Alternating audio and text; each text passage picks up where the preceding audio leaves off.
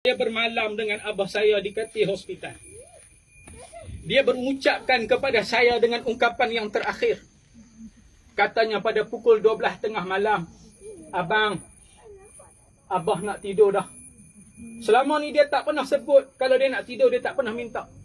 Tapi semalam, dia kata, "Abang, abah nak tidur dah abang." Saya tengok dia. Yang siangnya tak boleh bercakap. Tapi malamnya Allah bagi kekuatan untuk bercakap. Tuan-puan yang hadir sekalian, bila dia sebut dia nak tidur, saya kata kepada abah, "Abah, sebelum abah tidur, abah sebut apa yang abang sebut. Sebelum abah tidur, abah sebut apa yang abang sebut. Abah sebut Allah." Lalu jenazah abah yang ada di dalam kubur ini, kata abah, "Allah." Ingat Allah, abah sebut Allah. Abah sebut Allah. Saya kata, "Abah sebut la ilaha illallah." Abah sebut la ilaha illallah 3 kali abah ulang. Saya kata, "Abah, sebelum abah pejam mata, abah ikut abang sebut asyhadu an la ilaha illallah, asyhadu anna Muhammadar Rasulullah." Abah sebut asyhadu an la ilaha illallah wa asyhadu anna Muhammadar Rasulullah. Abah sebut sama-sama dengan saya. Dengan ungkapan kalimah tauhid ini menjadi ungkapan yang terakhir.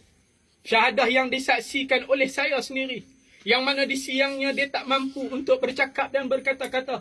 Tetapi kalimah yang terakhir malam, Allah Subhanahu wa ta'ala mempermudahkan kalimah tauhid yang menjadi pemisah kalam yang terakhir antara saya dan dia. Allah Subhanahu wa ta'ala telah uji abah. 3 tahun menderita sakit. Hari ini Allah Subhanahu wa ta'ala rehatkan abah di lubang yang sempit ini. Jenazah abah telah ketahui. Ketika mana dia hidup, dia tidak menyusahkan orang lain. Ketika mana dia hidup, dia telah berusaha sedaya upaya untuk tidak menyusah orang lain. Hari ini Allah Subhanahu wa ta'ala memuliakan kematiannya. Yang mana disebut-sebut untuk mati pada hari Jumaat. Ketahuilah tuan-puan yang hidup, talqin yang dibaca bukan untuk si mati. Tidak memberi manfaat kepada si mati walau 1% pun. Tetapi talqin yang dibaca ini kepada kita yang hidup, yang akan meninggalkan dunia. Hari ini kita hantar jenazah abah di sini. Hari ini kita kuburkan abah di sini. Satu hari nanti, jenazah kita akan diiring oleh anak kita. Sayang macam mana pun kita kepada mak dan ayah kita, kepada anak-anak kita, tak ada siapa pun yang akan bermalam di sini pada malam ini. Kita akan tinggal berseorangan di dalam ini. Ketahuilah tuan-puan sekalian, dia telah mengetahui di mana tempatnya pada hari ini. Ketika Hasan Al-Basri berhadapan dengan satu orang wanita, yang mana wanita itu sedang menangis, yang mana kematian suaminya. Bila dia menangis, kata Hasan Al-Basri, "Wahai wanita, kenapa kamu menangis?" Wanita tadi berkata, "Wahai Hasan Al-Basri, mana mungkin aku tidak menangis, yang berada di barzah sana adalah suami aku." Lalu kata Hasan Al-Basri, "Wahai wanita, jangan kamu sedih. Kerana si mati itu, maka nuhu marartu wa qad zaq." Kata Hasan Al-Basri, dia telah merasai sakitnya mati yang kamu hidup tak rasa. Lalu kata Hasan Al-Basri, "Wajhul malakatul maut wa qad ra'a." Dia telah melihat rupa paras malaikat maut yang kamu tak lihat lagi. Kata Hasan Al-Basri kepada wanita tadi, "Marartu makanuhu finnar awil jannah wa qad araf." Dia telah mengetahui lubangnya, dia telah mengetahui nasibnya di syurga ataupun neraka. Maka jangan kamu sedih, jangan kamu tangisi, jangan kamu tangisi. Hadirin tuan-puan yang dirahmati Allah, ketahuilah arwah abah Zakaria Sudin merupakan satu orang yang saleh. Ketika mana dihidup, dia melazimi ketaatan di atas muka bumi Allah. Sehingga kan hari terakhir tadi saya berada di hospital, datang satu orang makcik cleaner bertemu dengan saya. Kata makcik tadi kepada saya, "Adik, tolong cerita kepada makcik, apa rahsia jenazah abah?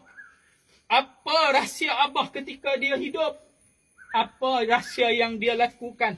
Apa amalan yang dia buat ketika hidup? Sehingga Allah muliakan dia mati pada pagi Jumaat ini." Semalam tuan-puan saya bisik kepada abah. Saya jaga dia daripada pukul 9 malam sampai pukul 4 pagi. Saya kata kepada abah, "Malam ni malam Jumaat abah. Abah dengar abang baca Quran ni abah. Abah hangguk. Abah dengar abang baca abah. Abah hangguk." Dia dengar saya baca Quran. Sehingga Lama kelamaan dia ungkapkan kepada saya, Abah nak tidur. Barulah saya ajarkan kepada Abah mengucap. Para hadirin sekalian, ketika mana arwah Abah Zakaria bin Maryam ini hidup, disaksikan oleh anak-anaknya, tidak ada sehari pun dia meninggalkan solat walaupun dalam keadaan uzur. Yang mana ketika dia uzur berusaha untuk dia solat, dia sujud di atas kursi nak letak mukanya pada sejadah, tak mampu. Allah Subhanahu wa taala uji Abah dengan kesihatan. Yang dia tidak menyusahkan anak-anaknya, saya yakin anak-anak tak pernah rasa susah dengan kehidupannya. Bahkan ketika mana dia hidup, dia simpan duit untuk dia mati. Katanya kepada anak-anak, ni panggu Abah untuk Abah mati. Begitu sekali dia tak mau menyusahkan anaknya. Ternyata dia mati tidak meninggalkan harta yang mewah. Ternyata dia mati tidak meninggalkan kereta duit yang mewah. Dia mati hanya berbekalkan RM1,500. Yang duit itu hanya untuk dikebumikan. Pesan kepada anak, ni duit mati Abah. Duit ni bila Abah mati, gunakan untuk kematian Abah. Hari ni tuan-puan sekalian, apa kita sibuk dengan dunia? Rumah yang kita ada, anak-anak yang kita ada, yang menipu kita sehingga mana kita berada di alam barzakh ini. Ketahuilah, apabila kita berada di alam barzakh ini, roh yang soleh berkata-kata kepada Allah. Ketahuilah, kubur yang kita pijak ini, dia berkata-kata kepada jasad, kepada roh yang berada di dalamnya. Roh orang mukmin, apabila hari ini hari kematian, diusung masuk ke alam ini, masuk ke alam barzakh, roh akan berkata-kata kepada jenazah itu, ana baitut turab, selamat datang, ahlan wa sahlan, selamat datang roh yang soleh. Aku ni rumah tanah, kata roh. Kamu meninggalkan rumah yang berdindingkan simen, kamu meninggalkan rumah yang berbumbungkan atap besi. Hari ini kamu duduk di dalam tanah yang ketika hidup kamu tak mampu nak sujud di atas muka bumi tanah. Yang ketika hidup kamu lari daripada tanah. Tapi hari ini, inilah rumah kamu. Roh berkata-kata, ana baitut turab, selamat datang roh yang soleh. Inilah kematian yang kita nak, para hadirin sekalian. Kita nak jadi apabila kita mati.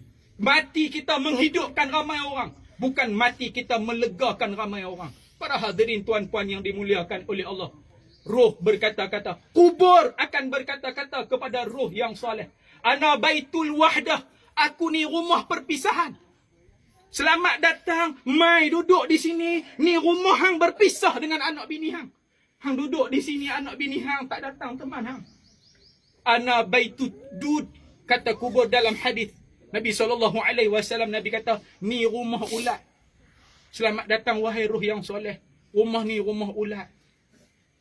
Ana baitul wahdah, ana baitul ghurabah, aku ni rumah perasingan yang memisahkan kita dengan dunia, yang memisahkan kita dengan alam kehidupan ini.